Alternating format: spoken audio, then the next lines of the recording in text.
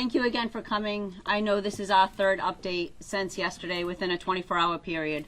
What I can tell you again from yesterday is about 2:30 yesterday afternoon, Pawtucket police received a call for an active shooter at Dennis Lynch Arena.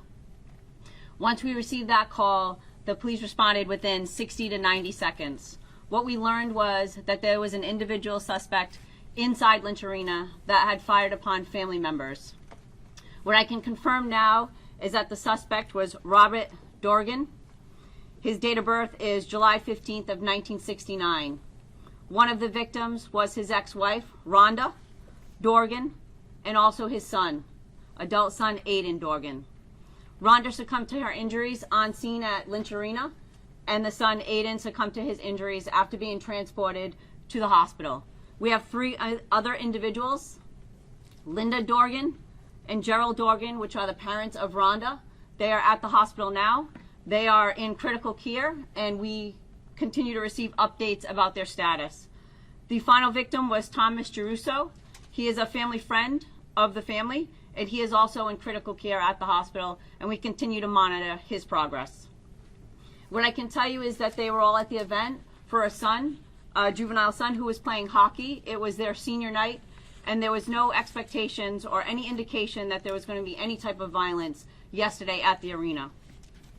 I can tell you that individuals on site, several bystanders, I would say that probably whether they have been family or friends of the individuals playing hockey, stepped in. They intervened, and at least 3 bystanders were able to circum the suspect. At that time, the suspect did reach for a second firearm, and he did inflict a self-inflicted gunshot wound, which is what he succumbed to on scene.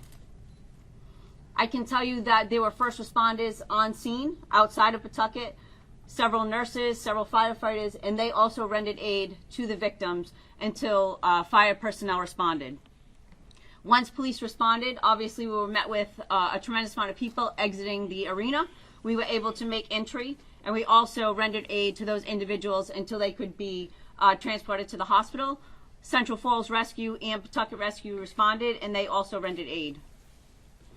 What I can tell you from what we've learned so far is that this individual had responded to hockey games in the past to watch their son play hockey, and that this was not unusual for them to respond to watch a hockey game. Again, there was no indication from the family or friends that any violence was underway or that they were in fear of this specific individual. What I would like to say is obviously the investigation is ongoing. We continue to look into maybe what the motivation was. We're not sure at this point what the triggering event was that happened yesterday. We are conducting several search warrants at this time, looking for additional information. We have reviewed several videos, both internally because it was a sporting event, so Live Bond was streaming that event for the families. We have also witnessed and we've combed through videos of parents that were videoing their individual children playing the game, which of that they love. So we have been kind of streaming through that to make sure that we're getting a clear picture of what happened.